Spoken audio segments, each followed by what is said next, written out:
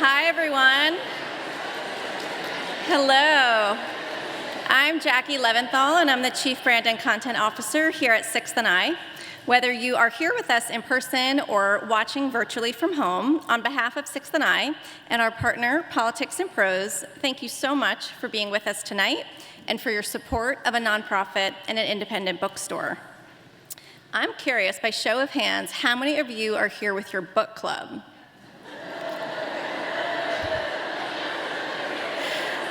That's amazing. I had a hunch. Okay.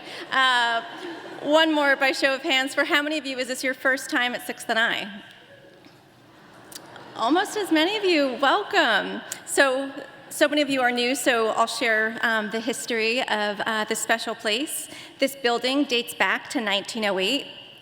It was a synagogue for 45 years and then home to an AME church for the next 50 years.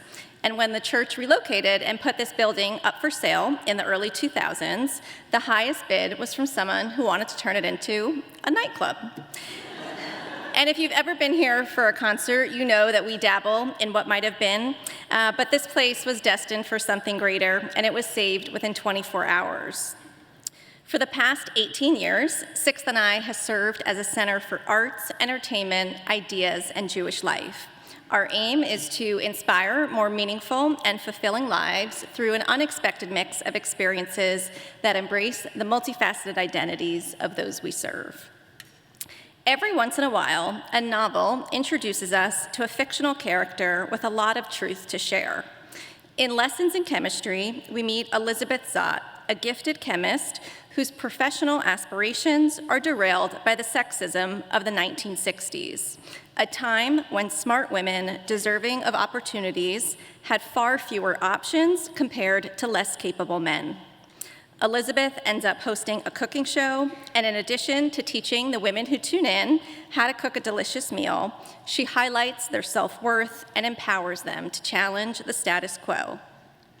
The popularity of Lessons in Chemistry is tied to its endearing characters and the quality of the writing, not to mention the love stories and the suspense and a dog with off-the-charts emotional intelligence.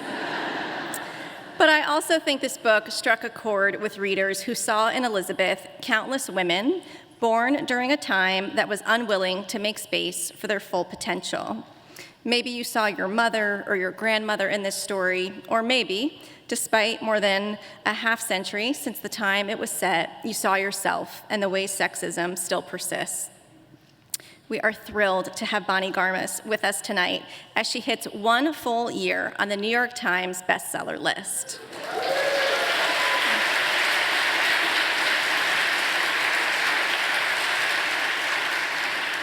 As much as the character she so vividly brought to life, Bonnie is also an example of what it means to not give up on your dreams. A copywriter and a creative director, Bonnie faced nearly 100 rejections of projects before Lessons in Chemistry, her debut novel, was published when she was 64 years young.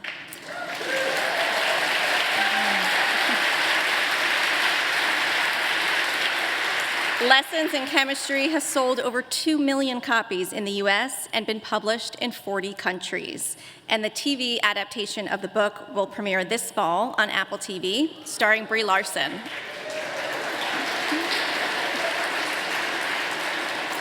Tonight, Bonnie Garmus will be in conversation with the Librarian of Congress, Dr. Carla Hayden, who we are so honored to have with us.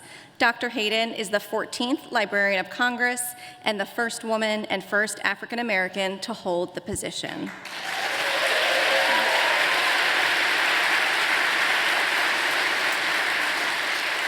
The Library of Congress is the largest library in the world, and it hosts the National Book Festival, which will be on Saturday, August 12th at the Washington Convention Center, so save the date. Later in the program, we'd love to hear your questions, and you'll be invited to line up at the standing microphones in either aisle. And following the event, we'll have a book signing. Thank you all again, both here and at home, for joining us. Please help me give Bonnie Garmus and Dr. Carla Hayden a warm welcome to 6th and I.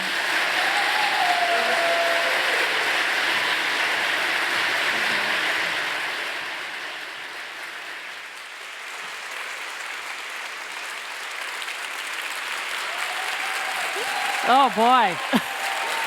Thank you. How does that feel? Scary. Kind of cool, isn't it? Yeah, a little. Well, this is wonderful, and I just have to say in full disclosure, I am a librarian. And I love to read. And you had me at page 1. Most young children can't read, and if they can, it's mostly words like dog and go. But Madeline had been reading since age 3, and now at age 5, was already through most of Dickens. I was that child too. So, debut novel, Yep. bestseller, but it's really, many people talk about it's empowering, and because of the characters led by Elizabeth Zott. So what was the inspiration for that character? Well, the inspiration was a bad mood, which I know. It's passion, right? I had been at work one day, and I had been in a meeting, technology meeting. It was all men. I was the only woman. I'd finished presenting all of my ideas for a campaign, and then no one said anything, which was kind of unusual, but not that unusual. And a few minutes later, there was a vice president in the room that day, and he said, "You know what I think we should do instead? And then he recited everything that I had just said. The worst part was I had a PowerPoint slide up with all of these points. So I said, "You know, I just said that, and PowerPoint." And he ignored me as if I wasn't sitting there. No one defended me. No one came to my aid. Some of those people I'd worked with for 10 years. So meeting went a little long, and then we left, and I more or less stomped back to my desk. And instead of working on the deadline that I had that day by 5, I stopped and I wrote the first chapter of Lessons in Chemistry. Yes. Yes. Living well is the best revenge. Isn't it? So she's a heroine in every sense of the word. She's confident and uncompromising intelligence. And I know I'm not the only one that wishes she wasn't a fictional character, right? Okay. So what kind of reaction have you been receiving from readers about Elizabeth? You know, it's been really great. I've heard from readers all over the world, and I've had the chance to travel to a lot of places and talk to readers. And what astounds me is how everyone feels a lot like Elizabeth Zott, because I think we all have a little bit of Elizabeth Zott in each of us, and we want things to be better. We want society to change, and we don't know how to do it. And Elizabeth Zott does. She's very forceful. She knows who she is. She lives by evidence. She's very logical and rational, and that makes her seem odd to everybody else who lives in the irrational world. Now, why did you choose to make her a chemist? Well, I knew, by the way, I wish I hadn't, but I Okay, wait, you can't just say that and let that go. I know, I'm sorry. Why? I knew I wanted to put her on TV in order to spread her message of empowerment. And the only way to do that back then was to put her in a feminine role on television. It's one of the reasons why I made her attractive, because I didn't think she would ever have a chance on television if she was a chemist. So I put her on television, and I thought she could either say, "Here's what's behind door number 3," or she could teach cooking. So B. But then I had to learn chemistry, so not good. Well, that happens across the board, too, with that, even librarianship. So what kind of research? So you're not a scientist yourself, No. so did you have to this is the librarian in me, do a lot of research in chemistry? And Yeah, I did. I knew I had to confine the chemistry to that age, that era. And that means you can't Google it, which was a little bit of it was a shock. So I had to buy a book off of eBay, and I taught myself 50s, 60s chemistry. I know. And I did the experiments as well. I know. And Because I didn't do it in the 50s, I mean the 60s or 70s, so, whew. well, it didn't go as exactly to plan because the fire department came twice. What were you doing? What were you trying to do? One of the experiments is in the book. It turns out pistachios really are extremely flammable. No, I live in London, and they're very polite when they come with the fire extinguishers. They're very polite the whole time. But the first time they came, it was more than once. The fireman said, "Oh my God!" He saw the textbook sitting there, and he said, "You're not doing chemical experiments in your flat, are you?" And I said, "Well, we're renters." And he goes, "Oh."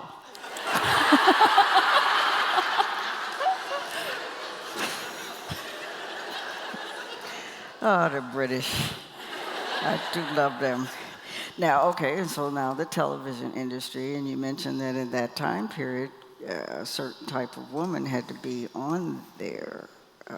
So what drew you to that part, too, about What was that? TV and the TV. programming and this? Yeah, well, you mean why did I put her on television? To spread the word?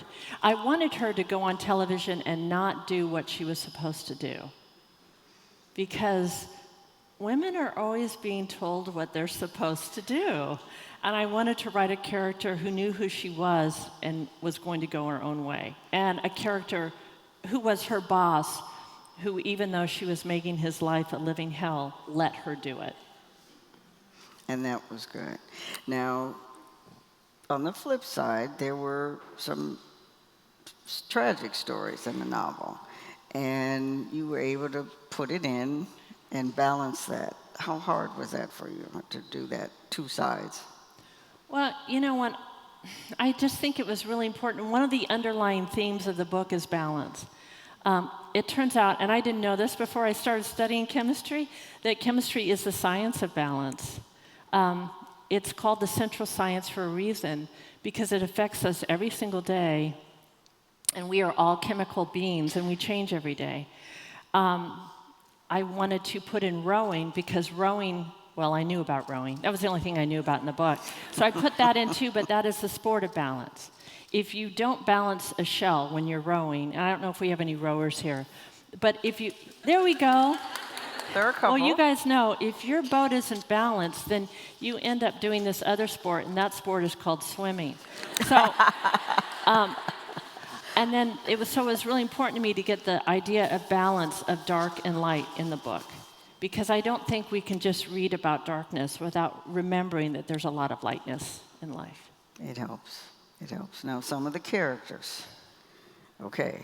If you could tell us, and I'm going to go through some, Okay. and if you could tell us who and what inspired them. Okay, Calvin Evans. Calvin Evans. I just wanted a man in the book who recognized this woman's intelligence and was not intimidated by it.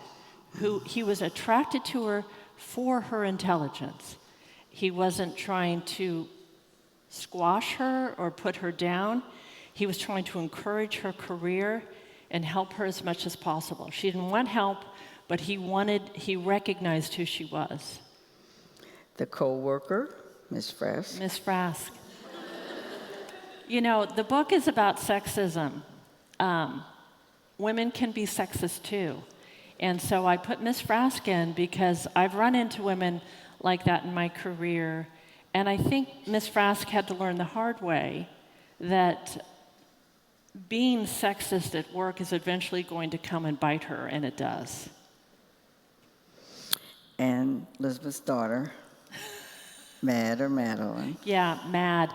I wanted to put Mad in the book because we have this generational part of the book.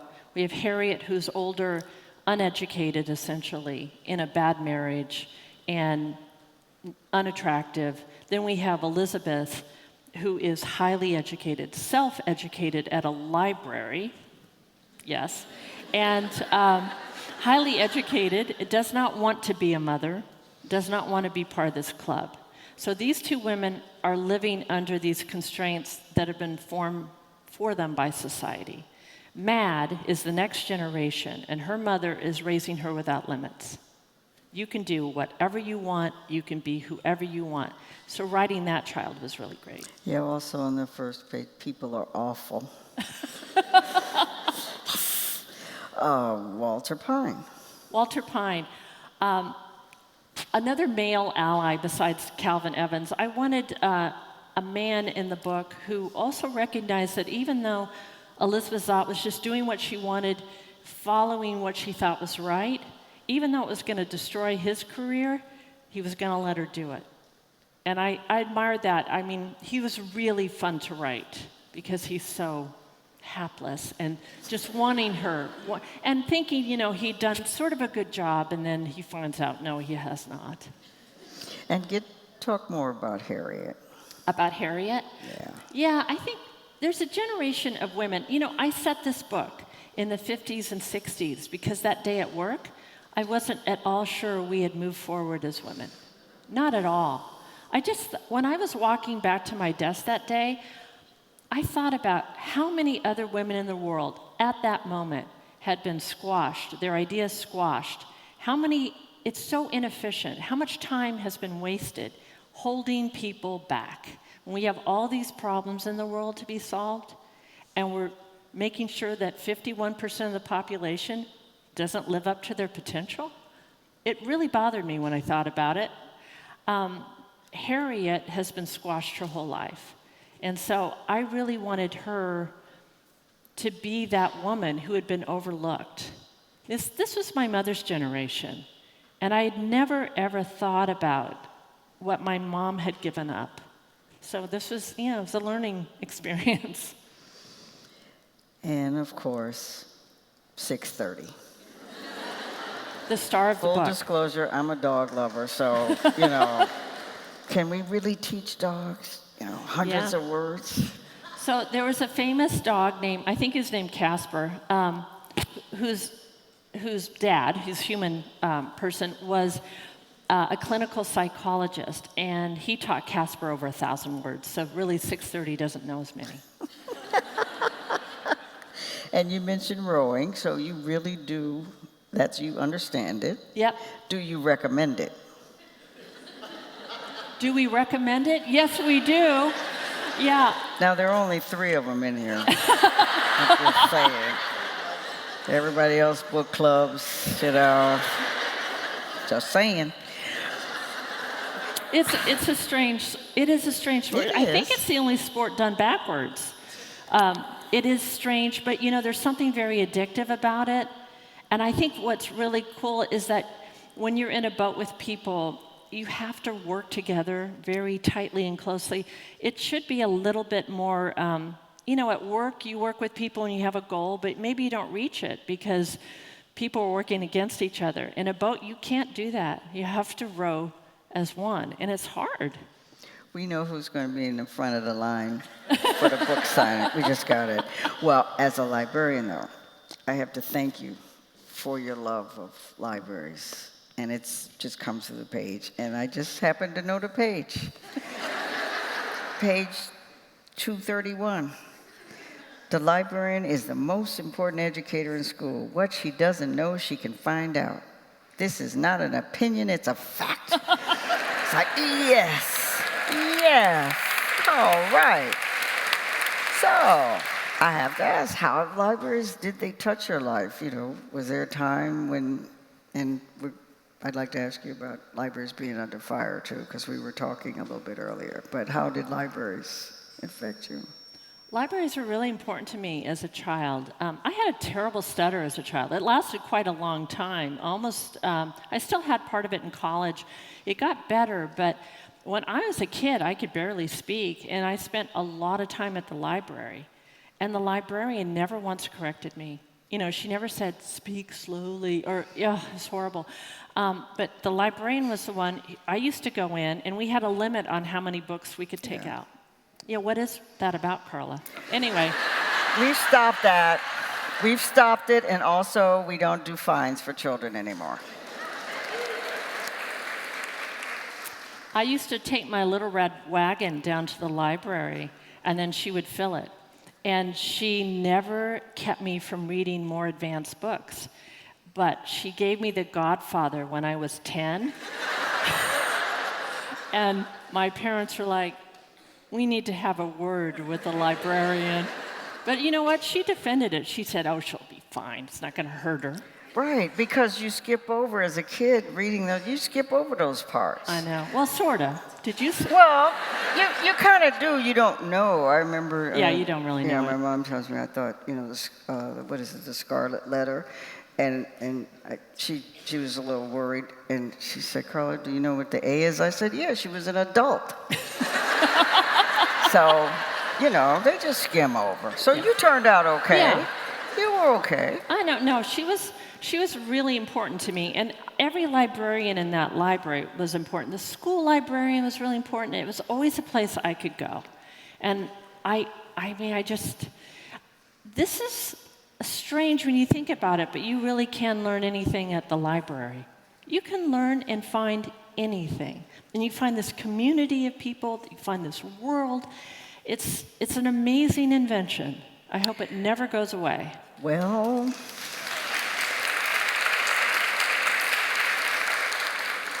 maybe that's why some libraries are under fire. Yeah. Because you can. So what would your message be as About libraries library? are under fire in many instances, and books in general? You know well, we know the world's filled with a lot of interesting, non-factual information. And I think at least when a book is published, especially the older ones that were fact-checked, I don't know how often that happens now, but it's still a place you can go and learn and find out about the world and believe most of what you read. Imagine. That just doesn't happen anyplace else but a library. I know. Well, we will move on because the reception for this book, 22 million and global, has been global. And it's being turned into a limited series. Yeah. You have a star already, Brie Larson. How does that make you feel? Oh my God. It is so bizarre. Okay, it's time to name drop. I had dinner with Brie Larson and my publicist, who's sitting over here, and we were in Hollywood, and it was just exactly how we'd always imagined Hollywood. Like, these people are really different from us. But they were all really nice. And Brie Larson's just amazing. She's kind of a force of nature. And that's what you want. Yeah, that's what you want. I don't know if you've seen the trailer, but when she turns around and she says, my name is Elizabeth Zott, and this is Supper at 6, you go, wow. No, and so the title came from Lessons in Chemistry, and I would be remiss if I didn't mention the eye-catching book jacket. The eye-catching jacket that I've received more hate mail on. No, it's okay. So I was really lucky to be consulted about the cover because I know I've talked to other authors, and lots of authors are never consulted. Also, I have 40 covers in 40 different countries, so everybody has their idea of Elizabeth Zott around the world, and that's really been interesting. But the problem with my cover, I wasn't quite sure this was right because I thought it looked too much like romance. And there's nothing like, I don't have anything against romance novelists because I'm friends with Jojo Moyes. And she is just the greatest. She's a great writer.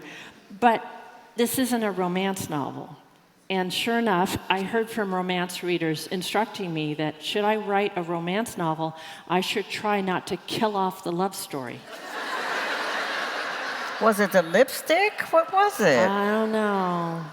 Well, it's catching, and I think I told you that my friend Sania, the real doctor, she can help you. The real doctor. All I can do is call 911, but Sania can do it. Loved it, and then she needed something a little to just lift her spirits because she said that she had some of those same experiences as a doctor going on and everything. Now, with the talking dog. I have to get back to 6:30. So he was inspired, you said, by your dog, Friday. Yeah, oh my gosh. How? You've done your research. Yes. Yeah. So we had a dog named Friday. My girls picked him out at the shelter. It was her out. She was in very bad shape. She had two kinds of mange, and I remember that day, the vet there saying, I don't think she has the kind of mange that humans can get. You don't think? And she had been so badly abused, somebody had burned cigarettes out on her back, they'd cut her teeth were missing on the bottom. Aww. She was not an attractive dog, but my girls insisted that we take her home, so we did. And she turned out to be Einstein. She really did. And she used to sit with us at dinner, and when we talked, her head would move from person to person. And I thought at the time, is she reading our lips? But it turned out I think she was, because she used to go to work with me, and one day I just said out loud, I can't find my keys. And Friday went, oh. And she started going through my gym bag, and then she started going through my briefcase, and then she opened the hall closet, and she went through all the jackets, the pockets. She found my keys, threw them on the floor like, let's go, Mom. And so she was, but, okay, it gets better, though. We were transferred abroad. We were transferred to Switzerland, and Friday learned German. She passed the Swiss dog test, which is famously difficult. And I know, I'm very proud of my dog. We think she learned German from the other dogs in the neighborhood. But I do think that, I don't know. Anyway, the point is, The your dog, Swiss dog test. the Swiss dog test. So if your dog has to pass this test, they don't have to get 100%. They have to get a passing grade. They have to get 65%. Of And what? It's an hour-long Oh, test. sit and everything. Well, no, it's like they take them up in the hills. You can't chase deer. You can't steal food off the grocery shelves. All this stuff, the whole test is in German. Well, there are a lot of dogs that would not pass that test. I yeah. had a few. I could tell. Oh, my. Well, So did Friday? Friday came back. By the way, her name changed that day to Freitag. So she came back from her test, and the vet said, this dog is not American. Well, I said, well, I think she is. And he said, no, this dog is Swiss. This is the first dog that's passed the test with 100% in 2 years. What? I know. I thought she should take our kids' SAT tests. Okay. She's a smart dog. Oh, my goodness. Well, now, that I was going to ask you something else about Friday, but I don't know, or I just wish I had one. So, well, now, your writing process. Well, wait, before that, you mentioned cooking and everything. So, are you a great cook and everything? That is a loaded question. She knows. She knows. I know the answer. I told her, I don't cook well, and I don't. You would never take a picture of what I made and put it on Instagram, and I have trouble following recipes because my mind wanders, and like, oh, there's the list, and I put everything together at one time. Oh, you have to saute it. Oh, you have to marinate overnight. That's too bad. Here's dinner. I bet Friday didn't like. Yeah, maybe Friday was good with me, but no, my kids are really good cooks, and my husband's a really good cook, and they like it, and I don't like it. But I thought writing this book would make me a really good cook, and it did not. Yeah, those pistachios. So how did your career as a copywriter affect you becoming a writer? Because this is your first novel. Yeah, it's my first. Copywriting is creative writing. It's a strange sort of writing. It's very short, and novels are very long. But the thing about copywriting is, from the get-go, you're basically trying not to bore people ever and make something very memorable for people. And so there have been all these copywriters, Kurt Vonnegut and Salman Rushdie and James Patterson. There are a million copywriters who I know, every copywriter I know has a novel in the drawer. Actually, no, they have it at work on their computers during the day. I'll be right there. Let me just do this. So it's kind of a good training ground, actually. You learn to write very concisely as a copywriter. Yeah. And so you were a big reader. And did you always want to also be a writer? I did. I wrote my first book when I was 5, and it was really good. And it's never been published, but... It might be now. Well, it says once upon a time, then it has another sentence, and then it says the end. Maybe not. But, so you, and what about that? You grew up in California? Yeah, I grew up in Southern California. Well, we moved abroad. We moved to South America when I was 13. But yeah, I grew up in Southern California, and I don't know, that's what so influenced me when I was writing the book. I was thinking of all those moms I grew up with, and they were always called average housewives. Average housewives. And these women were not average. They just weren't allowed to fulfill their potential. And it really struck me how many of these women's talents were wasted, including my mom, who was a nurse. That's what I wondered about your family, and you mentioned that you thought about your mom during this. Yeah, my mom was a really good nurse, but she gave it up, to have this family, four daughters. And as we were growing up, she'd always say, nursing is an important profession, and none of us wanted to be a nurse. We're all kind of squeamish. And I think it always disappointed her. But after we all left, grew up, she went back and she got her nursing license renewed. And the first year back in the hospital, she won Nurse of the Year. Wow. I know. But my mom, thank you, my mom was the only nurse in her entire hospital to volunteer for the AIDS floor. And that's when AIDS had just been discovered. I was super proud of my mom. Yeah. A little bit of Elizabeth in there. Yeah, no, she was something. Now, Elizabeth also, is any of that audio you? No. I wish. She's my role model. I was writing my role model. I really thought that day at work, I am doing something very wrong, and I really wish I had someone to look up to. So that's why I wrote her. She was someone for you to look up to. You had a little bit of something. Well, we all have a little bit of her. You did it. So, now, are you involved with this series coming up?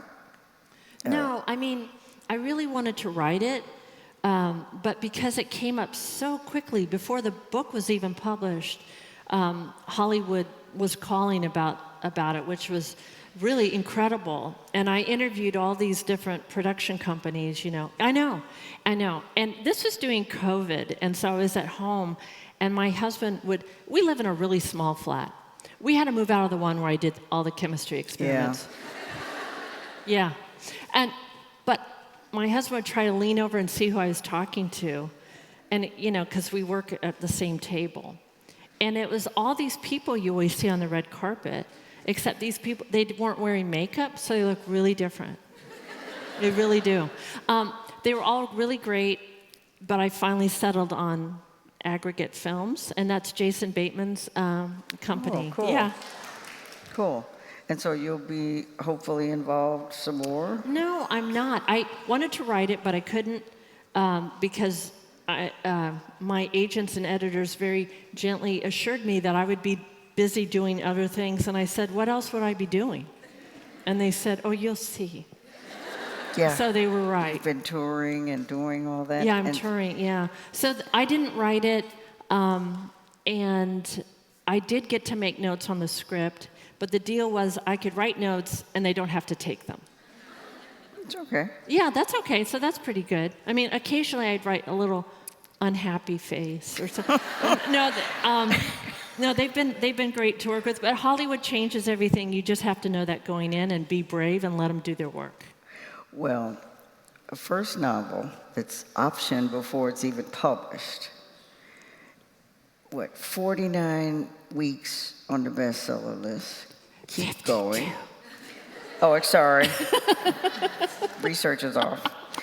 #1, everything. And this is your first novel. How does this make you feel?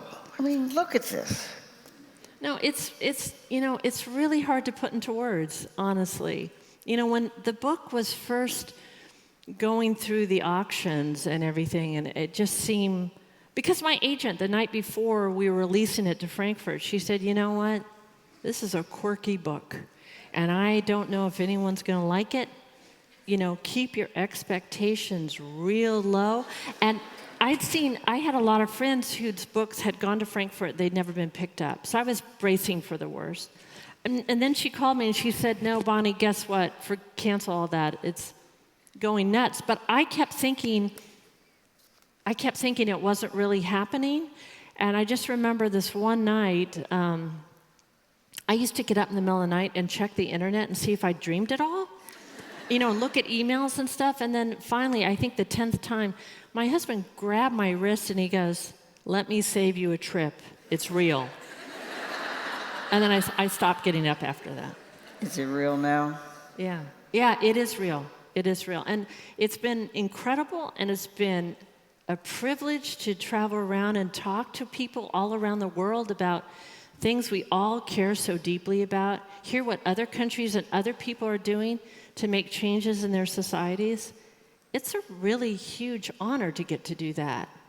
And it's also really inspiring to hear how strongly people feel about the same things that we care about. So. At this time, I also have to ask about empowerment for women. And has that been a theme that's, when you go even worldwide, that is really, it's a book that's resonating for a reason at this time, too? Well, yeah, there's been a lot. Well, you've seen the news this week. Someone finally got punished for his misdeeds.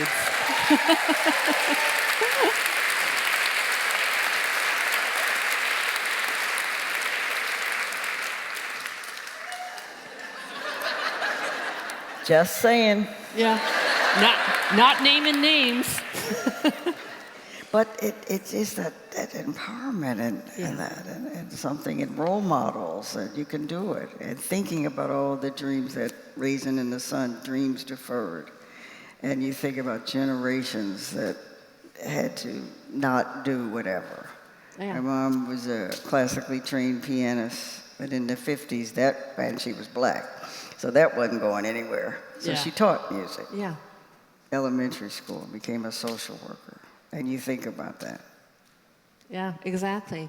I was in Dubai, and I was sitting in a room with about 25 women in burqas, and they were just incredibly delightful. But we were talking about women's rights, and I said, yeah, things are a little dark right now in the United States. Roe versus Wade has been overturned.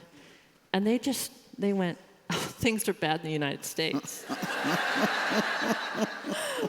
But they were charming, but we had a very frank discussion about what was going on there and what's going on in other parts of the world. And I've had those same frank discussions with people in a lot of different places. And what always astounds me is that we're talking about exactly the same things that we all want. And why are we still so far away from achieving that?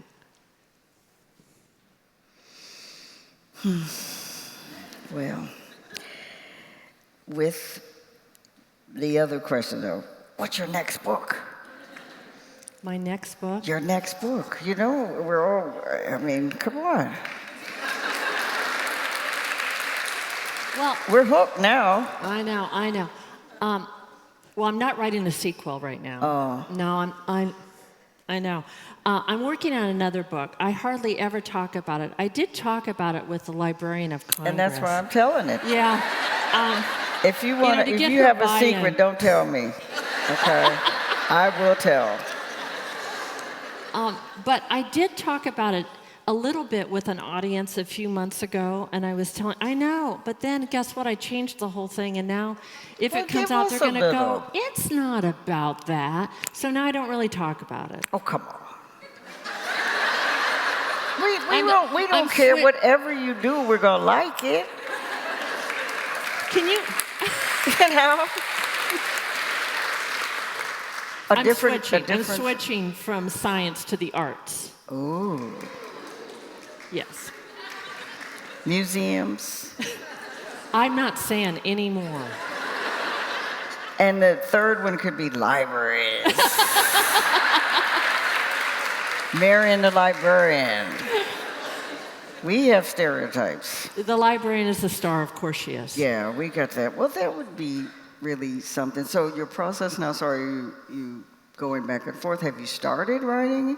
Yeah, no, I've started it. I got a couple months into it, and I was really excited about it. Then I've been doing this a lot and traveling a lot, and I realize it's hard to keep all of the characters of Elizabeth Zott alive and switch to the other book.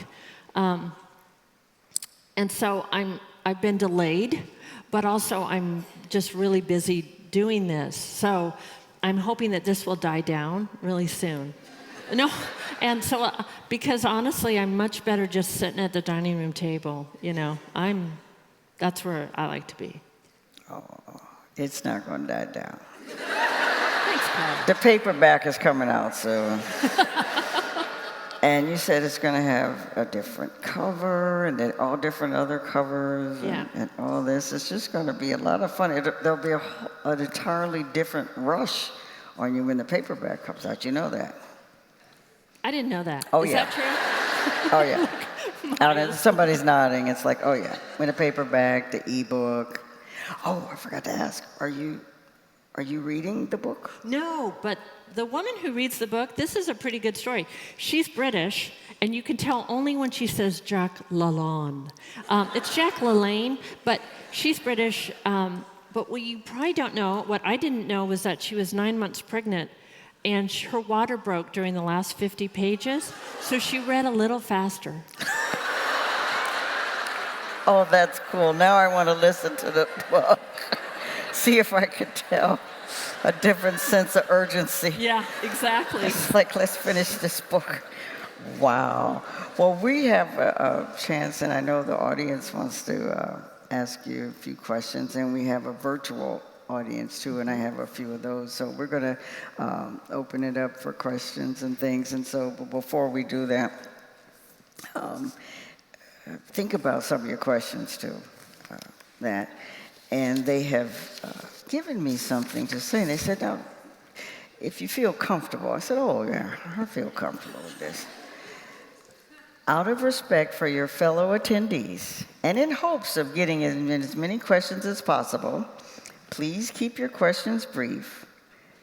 We can take one question per person. And if you have a comment instead of a question, stay comfortably in your seat. I just wanted to say that one, too. That's like, you never do that. Because that's like cool. That's really cool. So we have two questions that already came out from the virtual. One is from Sherry in Arlington, Virginia, not far away. This book has such an interesting concept and basis to convey empowerment for women. How did you come up with the idea to write about science in the story? And were you influenced by your own education or by someone that you know?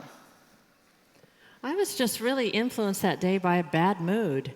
I'm always a little embarrassed to say that, but I was really mad. But I have been inspired by a lot of books now are coming out with all these forgotten women scientists.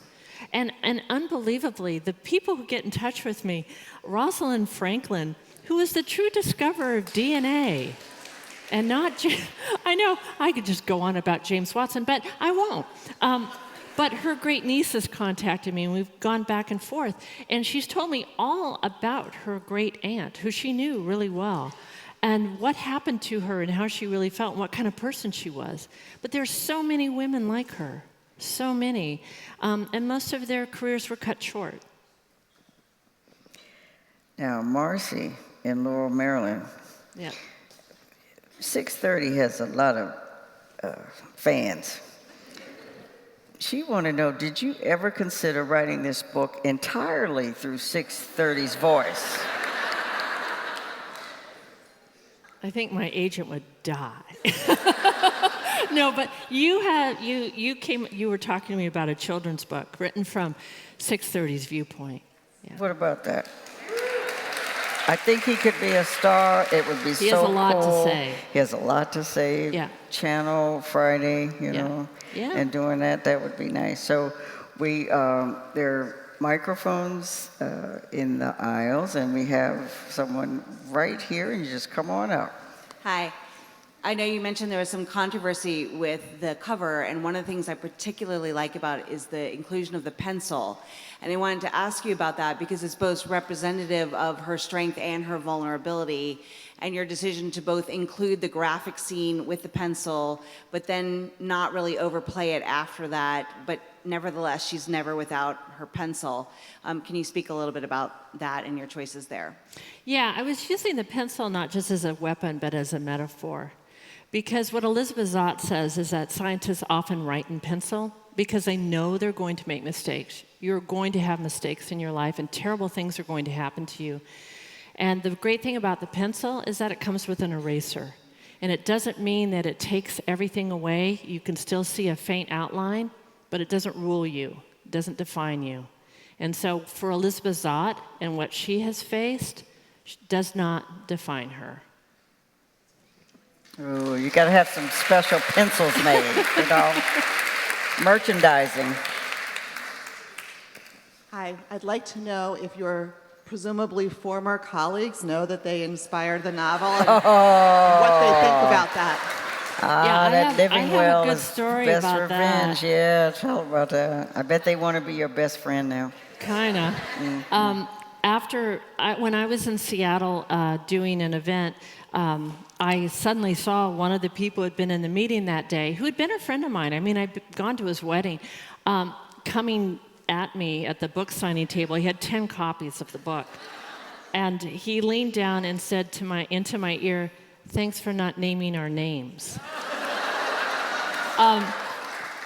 No, it was really great. And then he told me this other great thing. We've now become friends. He bought a copy for everybody who'd been in the meeting that day. Whoa.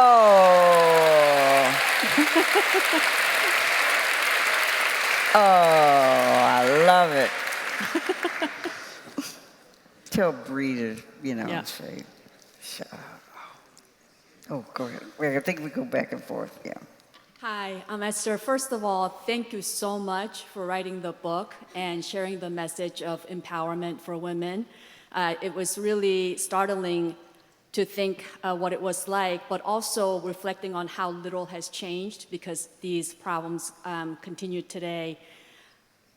I was fascinated by your use of the rowing as an example and weaving that in and reading Boys in the Boat. It was so similar, talking about balance and the contradictions and how everything comes together in scientific and also artistic form. So could you explain a little bit about whether you initially had the vision of incorporating that concept or whether, and what you hope to accomplish through that message and analogy? Yeah, I mean, when I was writing it and I realized I was trying to go between dark and light and balance that, and then when I realized that chemistry was the science of balance, that you can't have an unbalanced chemical equation, then I thought of other balances and imbalances, and I thought of rowing because, and then I was really glad I thought of rowing since that's the only thing I actually knew about and I didn't have to research in the book. But that was really it. I really wanted to bring in this idea of rowing because it's a really special sport, and you can start it at any age, unfortunately, for all of you here. You can go down and take a learn to row lesson, and then you can learn to erg, and then you will be like Brie Larson, and you will say, "I am never erging again." But yeah, that's really what it was. I really wanted to bring in the idea of balance because inequality of any kind is an imbalance. And it shouldn't be that way.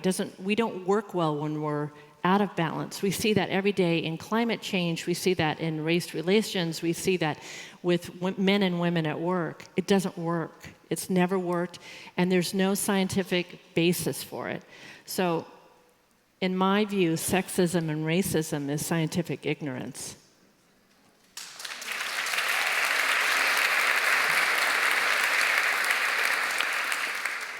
Hi, thank you.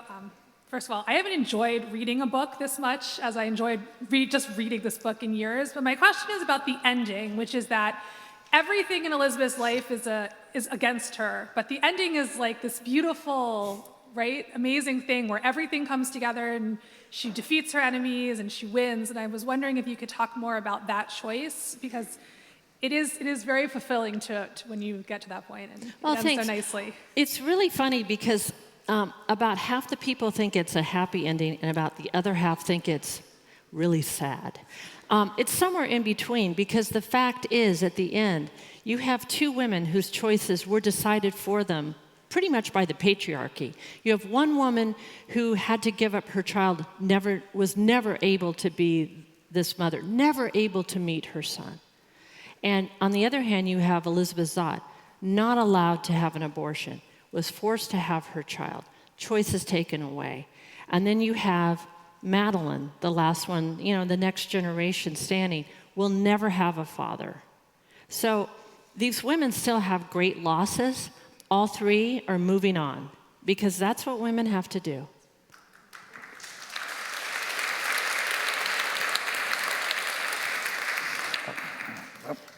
Hello, over here. Oh, sorry.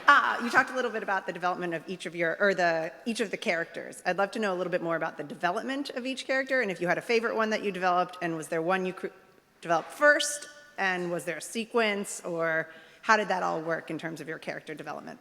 Well, I don't write from an outline, and so I think it's really important for me, at least, to let characters kind of walk on.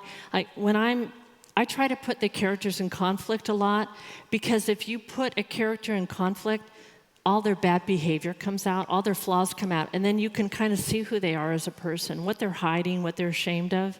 And so for me, when I write, I have a situation going on, and then I sort of feel like someone's knocking at the door and wants to enter the scene and put in their 2 cents. Usually it was 6:30, but that's really how it developed. When I wrote that first chapter that day, I also wrote the last 3 sentences, just because I wanted something to aim for, and oddly, those 3 sentences still stand. I didn't think they would, but I needed something, it's over there. The rest of it, I just had to fill in the other 380 pages. Wow. Hi there. The comment you made earlier about Madeline being part of the next generation who is taught that they can be whatever they want to be really stuck with me. I'm a young woman in the workforce. I'm 23, and I think that's the message I received a lot growing up. And yet I still find myself running into the same roadblocks that Elizabeth and yourself have. And I was just curious to hear if you had any advice for the next generation to continue on with Elizabeth's fight. Yeah, I do. I mean, I think, I have 2 daughters. I think it's really important to speak up, to not be afraid to speak up, and to realize, I had this talk, it was in Italy, actually, with women saying, I didn't think Italian women didn't speak up, but apparently they don't. And what's so interesting is if you do speak up, if you refuse to remain silent, you're helping other women. A lot of women have come before you so that you can go to work and choose a career. Those women didn't have that career. I was in an event one time, and a young woman said, I haven't experienced any sexism at all. I'm not sure it ever existed. And I said, you need to thank every woman in here with gray hair for that experience. Mm-hmm. But it's really true. I think if you can keep this fire going, that's what we need. Because obviously the fight's not over. We've got a long, long way to go.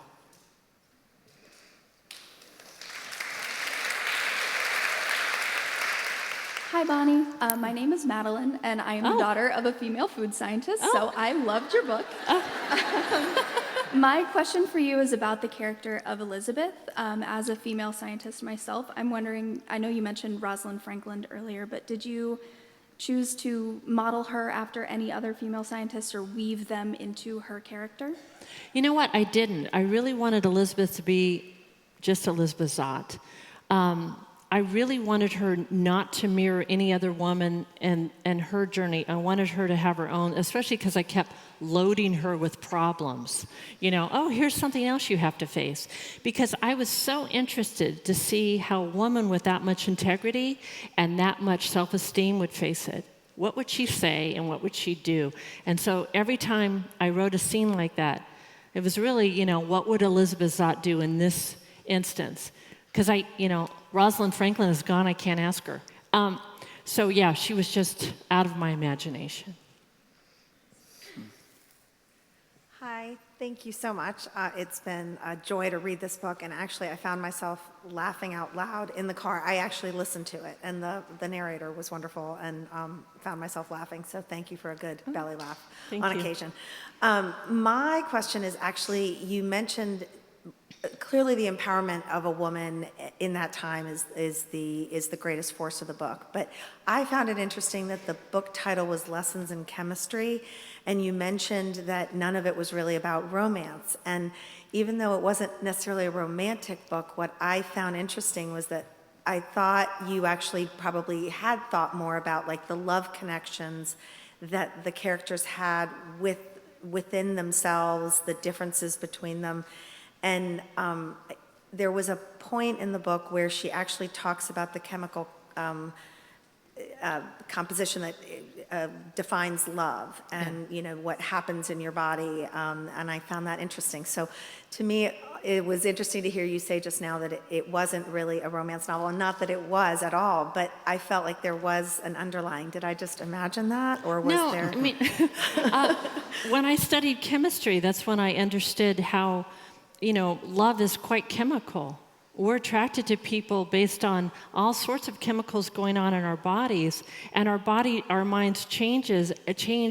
Our bodies tell us whether we're with a person we should be with. Sometimes we ignore those signals. Not a good idea. But no, it's really interesting. The whole book is really about bonds between people. You can be born into a family and not really belong to them. You may not feel bonded to them, but you have another family elsewhere. And so chemical bonds between people are extremely important. And that's actually how you make dinner too. You know, when you heat something, you activate the chemical properties of food. And that's when you start breaking bonds, you create all new bonds, and you put that on a plate and you call that dinner. I call it a miracle, but you call it dinner. And it's, you know, if you're really good at it, I love people who cook. I love people who cook well because I don't. But it is really chemistry in action. And I don't know, I have such respect for it all. But anyway, that's my long roundabout answer to your question. I don't know if I answered it, but yeah, everything we do, chemistry, the central science.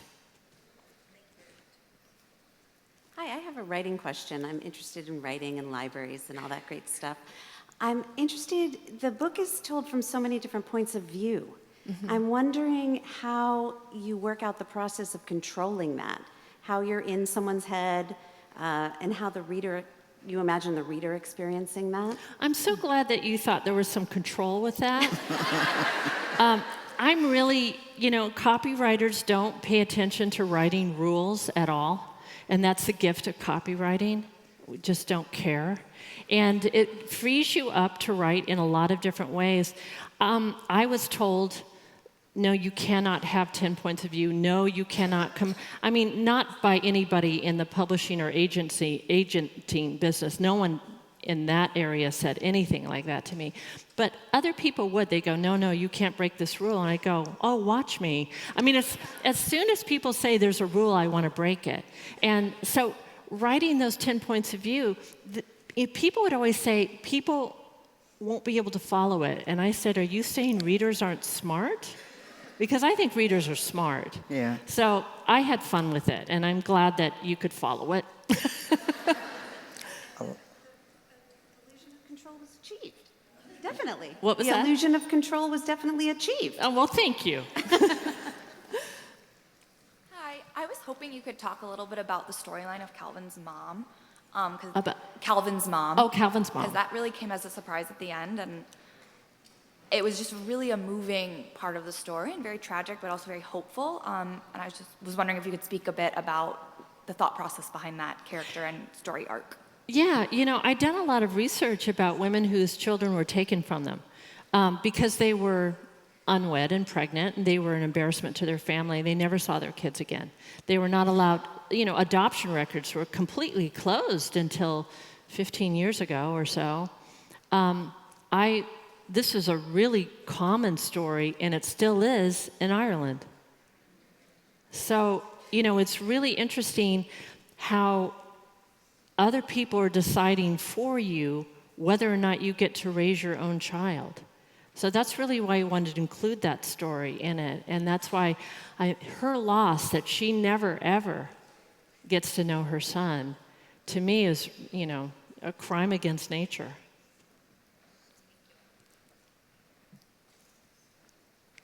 Yes.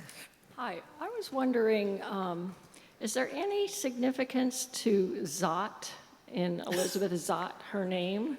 And I'm asking because this came up in our book club. Somebody said there was. And I'm going to break a rule and say that I watched a documentary while I was reading your book. The documentary was called Picture a Scientist, which went so well with your book. It was amazing about women and discovering in the academic environment how they were being discriminated against. So I wanted to share that. It was really good. Oh, okay. Yes. There is a story behind Zott. This always is so terrible. I'm married to a wonderful man, a feminist. He wasn't a feminist at first, and it took about a year. But when we were dating, we lived in Northern California, and there was a restaurant, a diner in Northern California. It was called Rosati's, but everyone called it Zott's. And we were there one time at lunch, and we never had arguments about our relationship. We had arguments about politics and books and things, and we would become quite heated. And one time we were eating at Zott's, and he said, when I first met you, I didn't know you'd have so many opinions. And I said, oh, that was exactly the wrong thing to say. So I left, and then he learned that wasn't a proper thing to say. And then I have to say, so when I started writing the book, and he was reading a couple chapters, he looked up from the chair and he goes, I know where Zott came from. Excellent. So we're going to start to wrap up. We'll take the questions of the people who are still standing at the microphone, and then we'll transition. Okay. Thank you. Hi. Loved this book on so many levels. I was raised by a single mom who told me I could do whatever I wanted in life, and that's been true. So I say to the younger women, just do it. I'm also not a dog person, and I absolutely loved 6:30. I mean, I'm now a dog person. My best friend sitting here will be shocked to hear, just based on that character. But my question is much more superficial than that, which is, I'm not a good cook, but I really want a cookbook with plain language of these recipes. Can you please convince Jason Bateman or whoever your publisher or publicist is to make the cookbook? Because I think we would all buy it. Okay, well, they're right there. You can talk to them after the... A companion book. You don't want me to write that cookbook. And it could be a gift book bag and all that, merchandising with pencils and things. So I'm glad the woman before me broke the rule about making a comment, because if I was the guy with the only one with a comment. My comment is, I gave the book to my 89-year-old mother, who was quite the feminist, who hadn't read a book in 7 years. She told me in the last 5 or 7 years, I can't read a complete book. And she loved it. Oh, thank you. Yes. Thank you. Yes. My question is about killing off Calvin. And Little personal, huh? It's all right. When did you think of it, and how nervous were you that killing off a central character like that, you might lose your reader, and were you worried at all about then kind of restarting? Well, so we were in a bookshop doing an event and a different area, and this woman came up with her 13-year-old girl. And the daughter said, oh, my daughter has to ask you a very important question, about the book.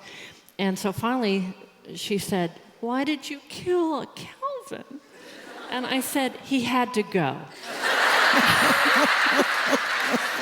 And I know I scarred her for life, but the whole point of the book is that so often women are left standing on their own. I had to see how Elizabeth Zott would handle a loss like that. But the truth of it also is that no matter what, even if she hadn't married Calvin, her work would always be under his name. And I just could not allow that. So he had to, yeah. Had to go. Easy come, easy go. But congratulations to your mother, though. Mine is 91, and I know that's great. Hi. So my book club was particularly interested in the conversations about faith in the book, particularly faith in relationship to science. Yeah. So we were wondering if you could talk a little bit about what inspired that and how you navigated that theme. Well, I thought it was really interesting to talk about that because Elizabeth is a scientist, and many scientists don't believe in God. Many scientists are atheists. It's not uncommon. What is uncommon, maybe you know this, the head chaplain at Harvard is an atheist. He's a humanist. Humanism is not a religion, it's a belief system, and the only requirement for being a humanist is that you're human. It's based on wanting the best for your community, for talking about things. You don't believe in a higher power. You don't believe basically in God, but you do have faith in something really important, and that's in yourself, and that's in other people, that other people and yourself working together can do the right things for the community, for the world. And so I wanted to bring in humanism. I wanted Elizabeth Zott to go on TV and get in trouble for saying she's an atheist, because you sure couldn't do that back then. But you can now, because it's not a dirty word. The head chaplain at Harvard is an atheist. And I think it's one of the most inclusive things that you can be part of and actually make change in the world. If I hear one more person say we're going to pray for everyone who's been shot dead by a gun in this country, I'm just going to explode. So that's why it's in there. And the last question. Hi. I heard that you went through 98 publishing rejections, and I was just wondering if you could talk about that process and what made you keep going, why, and what made you keep going. Yeah, I wrote another excellent book. It was 700 pages long, and no one wanted to publish it. Or I shouldn't say that. I only sent it to agents, and I got 98 rejections from agents. And what I didn't understand was that you can't write a book that length when you're starting out because there's an economy to publishing that I had completely ignored and didn't understand. A book like that from a debut author, it's so expensive to print, and then what if it's no good? And then in German, it gains weight like this, like a sponge. And I found this out in Arabic, it goes... So, so it was really dumb of me, naive of me, to do that. But I got 98 rejections. And the way I handled those rejections was to feel real bad, drink, and, sometimes, not excessively, but... Balance. Yeah, all right. It's rough getting all those rejections, but finally, number 98, the agent 98, steered me right, and she wrote me a really scathing email that I've kept, and she basically said, yeah, I read 10,000 words. She was the only agent to read. She read 10,000 words. She said, yeah, you're good, but I would never publish this because you don't know what you're doing. And then she went on to tell me how much of what I didn't know in a really mean way. And then she said, but what you should do is write a novel of appropriate length, appropriate is 350 pages, and send it to me, and I never did. Because the email is really mean. But anyway, I have the world's nicest agents in Felicity Blunt and Jennifer Joel, so I'm good. Did you send her a copy? No. I bet she has a copy somewhere. She might know. Well, Bonnie, we just want to thank you. Thank you for Elizabeth. Thank you for all the characters. Thank you for 6:30. Thank you for writing the right book at the right time. Thank you, Carla. Thank you. Thank you. Thank all of you.